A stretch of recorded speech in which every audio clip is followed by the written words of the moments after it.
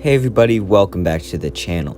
So this story all started with this Betta right here, who used to inhabit this tank.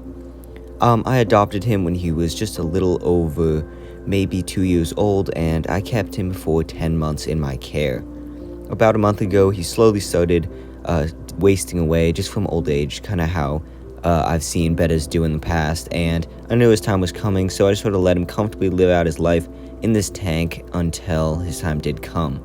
But now that he has sadly passed away and his tank is open, it's time to move on and create a new scape for a new fish.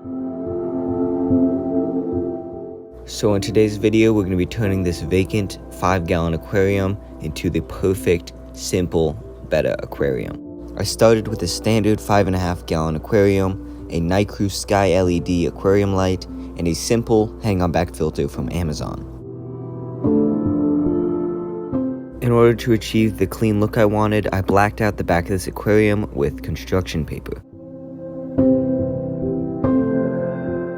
Once this was done, I was left with a blank canvas. I wanted to do a scape in this tank that anybody could do and was super simple, so we're only going to be going with 2 rocks and 1 piece of wood.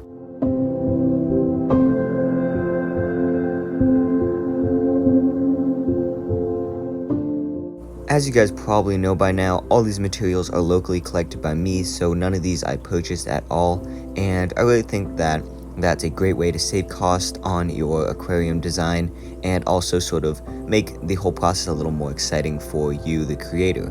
However, this is not something everybody can do, so make sure to look into local laws in your area and do a little bit of research on what rocks and stone you can collect. It's never strayed me wrong collecting my own hardscape, but I have heard some horror stories, so be safe. I secured the wood to the rocks with a couple dabs of GE Silicone 1. After the silicone had dried, I added in my sand. This is locally collected lake sand from the same place these rocks are from, so it ties in really nicely.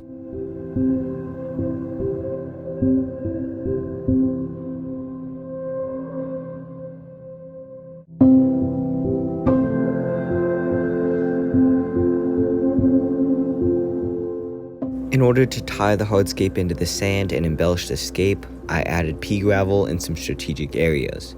When you're doing detail like this with little pieces of rock and gravel, it's definitely recommended to just sort of push them into little pockets around the hardscape and places where big pieces transition into open beds of sand. And when you start doing that, your scapes are really going to come to another level.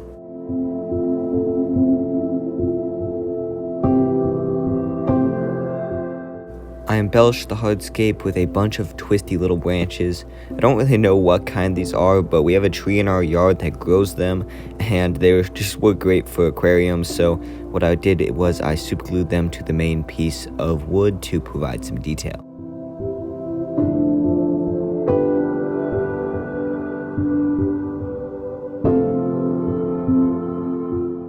I also added some bunches of alder cones to the layout. Not only do these help you achieve a supernatural look in your tank, but they're also super beneficial for your Betta.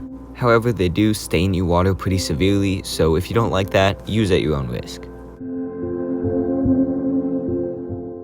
So I guess I am sort of breaking the rule of this only being 1 piece of wood and 2 pieces of rock, but I felt like the scape was really missing something, and this little extra stick seemed to fit the bill perfectly.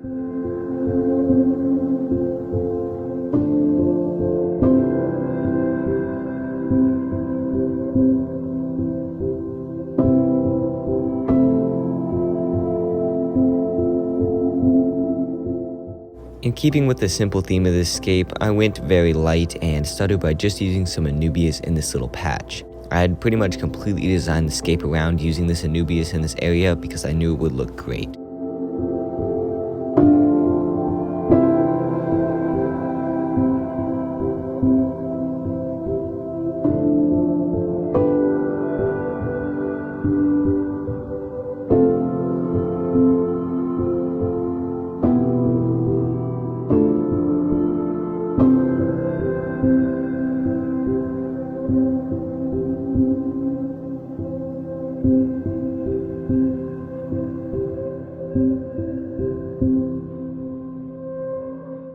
It's important to keep your plants thoroughly misted while you're planting them so that they don't dry out.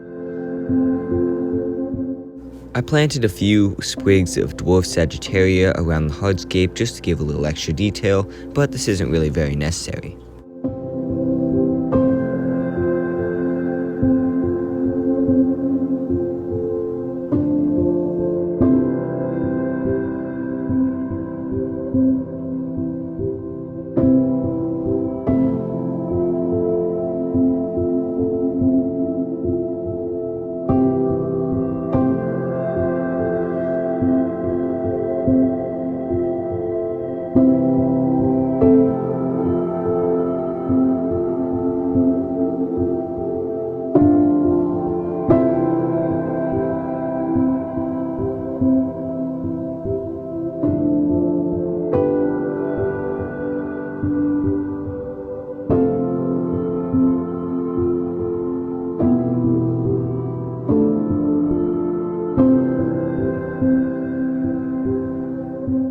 A lid is essential for just about every Betta tank unless the water level is very low. These lids are ones that I custom made myself for this tank, and I definitely think that lid making is a skill that just about every fish keeper should know, and it's actually really easy.